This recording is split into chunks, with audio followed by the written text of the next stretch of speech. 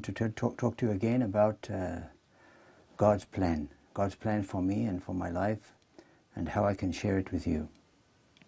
You will remember when I spoke to you last time, I told you about how I became a Christian, how I came from atheism through the love and the intervention of St. Mary, how I came to stand before Jesus Christ.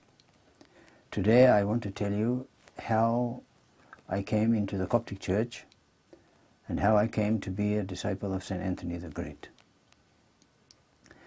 This story is my story, but I'm telling it to you because I firmly believe in two important lessons which all of you can learn from sharing with me what has happened to me. The first lesson is that, as Jeremiah said, God has a plan for us, a plan to help us, a plan to heal us. And if you follow my life, what I was before and what I am now, it is God who has done this. God and St. Mary and St. Anthony together, they made like a conspiracy to catch me, to pull me out of my old past, my bad life, to make me a new creature. So this loving plan of God, this is one thing which I think is manifest in my life. And God will go to any lengths to save the lost sheep, to bring him back. The second lesson which I want to share with you through what has happened to me is that there is no peace on earth as wonderful as knowing that you are doing God's will. To know that you're in the place where God wants you to be. Nothing can equal that. That is an assurance, it is a confidence, it is a peace which no earthly success can equal. And many times people ask their priests, Father, how can I know if I'm doing God's will? So it's in a way to answer that question and to show how God's loving plans are applied to us that I want to share with you what I will talk about today. All right, last time I think I left you, I was living as a monk in the Serbian Orthodox monastery at St. Sava at Elaine in Victoria. And the Serbian people there were so loving to me, and they made me as part of their family. But by that time I had spent 2 years in Mount Athos. After my first visit to the Serbian monastery, when St. Mary spoke to me and promised to be my mother, from that time she kept her promise. She was with me in all my travels. But when I came back to the Serbian monastery after a long stay in Greece in Mount Athos, I found that it was not suitable anymore for me. And I was unsure whether this was the correct place or not. And one day, the Serbian people went for a picnic outside the monastery, and I was alone, almost alone in the monastery, and a car came with 3 young people inside. And these 3 young people came out, greeted me respectfully, and asked to see the monastery. I thought they were Greeks. I thought, because we have many Greek visitors there in the Serbian monastery. So I asked them, are you Greek? They said to me, no, we're Egyptian. This made me shake a little bit. I thought, well, maybe they are Muslim. What will I say to them? I don't know anything about Islam. So I said to them, are you Christian? They said to me, we are Coptic, we are Orthodox.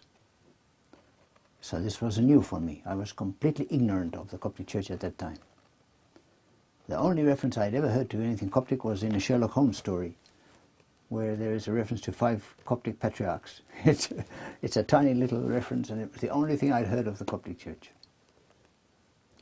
So from zero knowledge, I was starting to meet these living Coptic people, young people. The 3 of them, they were so full of the Holy Spirit. They shared with me their love of Jesus. They shared with me their love of the Bible. Particularly one of the girls, there were 2 girls and 1 boy. If they are watching, I can only say thank you for all that you have done for me. They came to the monastery and I showed them the icons of St. Mary, and then they started to talk to me. Particularly the one girl. One girl was engaged to the boy and the other girl was alone. And she started to talk to me about the Coptic Church and about the saints of the Coptic Church. And very quickly the discussion came to St. Anthony. Now, I had been in Mount Athos in Greece, and I had learned there that St. Anthony was Greek. And here I found somebody telling me that St. Anthony was Coptic, he was Egyptian. So I had already an ethnic slant on St. Anthony, which was wrong. I had to correct it. So she sat with me, she read me the Bible, she read me from the Lives of the Saints, a Coptic Synaxarium. She read me from St. Athanasius' book on the life of St. Anthony. And this girl opened a window to me onto a world which I had never seen, which I had never heard of. I knew that St. Anthony was father of monks. This was a phrase which I had heard, yes, in Greek. But I had no idea of the Egyptian geographical life of St. Anthony. And what this girl opened for me was a desert life. She showed me pictures of this monastery, of the St. Anthony Monastery. She showed me pictures of the cave of St. Anthony the Great, of the climb up the mountain, and the wide view, and the narrow entrance to the cave. And she had been here, and she showed me all of this, as if she was opening a world to me in a moment of time.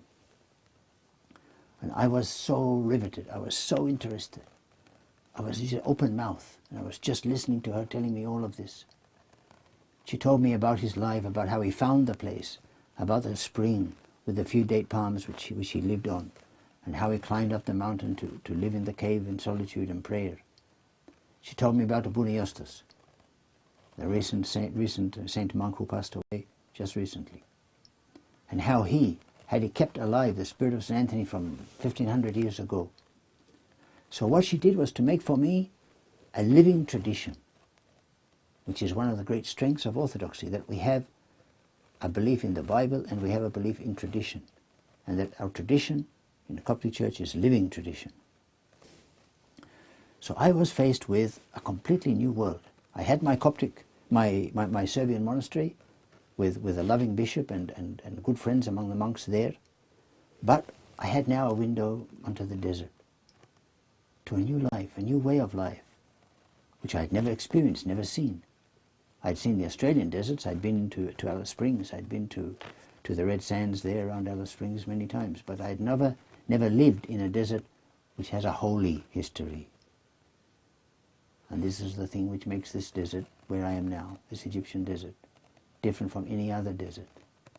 It has a holy history. It has been walked upon by saints. Here saints have lived and prayed and passed to heaven. So my friend, my Coptic friend taught me that St. Anthony is a living saint whose desert life is available. She had been here, she had seen the monks here, she had met them, she had met the bishop here, and she told me all about this way of life. It was as if someone was inviting me, come and see something new which you are thirsting for but you don't know it.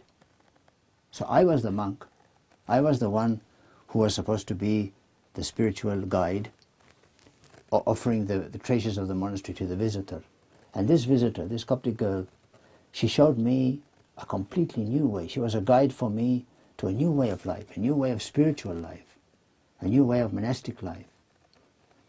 By the picture book which she brought with her, which had the photos of the monastery, and by the enthusiasm of her own experience here, this girl opened for me the possibility of a direction in monastic life which I had not thought of before. And I was determined from that moment, when I wanted to hear more, I was thirsty to hear her stories, which she took from Athanasius and from the Bustan Rahaban, the Paradise of the Holy Fathers. I was thirsty to taste this life. So I asked her, we talked about it, is it possible to live this life now? She was so enthusiastic about it, about it being possible, not only possible, but I could do it. She was encouraging me to do it. Father, she said, you can go there. She said, we can make an appointment for you to go there. It was as if she was opening the door and almost pulling me to come in. I hesitated a little bit, but I was so interested I didn't want to let it go. They went, and I met her again several times. I visited them in Melbourne. Slowly, over a few months, the possibility became a real one in my mind. I hadn't originated it. It had originated from these three young people. But it became a sign to me, it became a clear call to me from God, that this is the way forward for you. So I told her, how can we start it? I told my Serbian bishop that I had the wish to go to the desert, and she told me that the Pope Shenouda was coming to Australia. He was going to open the monastery in Melbourne, and that I could probably see him and ask him then about Egypt. Okay, it was just a name to me. I'd never heard of Pope Shenouda before that day. But she said to me, we can surely see him. When Pope Shenouda came, I went with her. We went to the monastery, and Pope Shenouda blessed the altar, consecrated the altar of the monastery. And then, as he was passing from the church to go to the dining room to have the meal with the visitors, she pushed me forward to speak to him. And I reached out my hand to talk to him, to make his acquaintance. And many of the guards around him were frightened of me. They thought perhaps I was trying to do something funny, so they caught hold of me. But Pope Shenouda was very calm, and he said to me, what do you want? I said to him, Your Grace, I would like to come to Egypt. I would like to be a monk in the desert. And then he said to me, if you have the love of God in your heart, you can be happy anywhere. These were his exact words. If you have the love of God in your heart, you can be happy anywhere. This is like a refusal to me. I thought, well, he's telling me I should be happy where I am. So I said to him, Your Holiness, I don't have it. I don't have this now in my heart. I want to find it in Egypt, in the desert. And then he did something which he has done since once more with me, but he did something very striking. He looked at me, but not an everyday look, not an ordinary look. He opened his eyes so wide, as if he could see into my soul. And he stared at me. In any other situation you would say it was rude to stare, but it was a look which was penetrating. And he looked into my heart, and after a short moment he said to me, welcome. So I believe that he saw in that moment, when he looked into my heart, he saw that there was a serious commitment to follow. And so he opened the door for me to enter. He said to me, welcome. And then he passed on. And after he had passed by, my friend said to me, what did he say? When I told her that he said welcome, she said, that's enough. If the Pope has said to you welcome, nobody can say anything else. So this was the invitation, if you like. Meeting my Coptic friends, meeting the Pope, having this opening of the window, this opening of the door into the desert. This was something which God gave me in a very short time through the personal pressure of these few friends and of His Holiness. So when the Pope Shenouda agreed for me, he said welcome, I felt a lightness of heart. I felt that something was going to come from this. So already a door was opening. And this you can see the first stage in God's plan.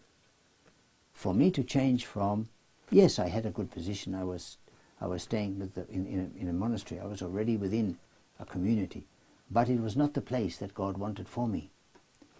So slowly the doors started to open, a new door started to open, and I turned toward the Coptic Church. I turned toward St. Anthony and the desert life. These things were at the moment just like a dream. like something seen through a window, something seen at a distance. But I was approaching, I was coming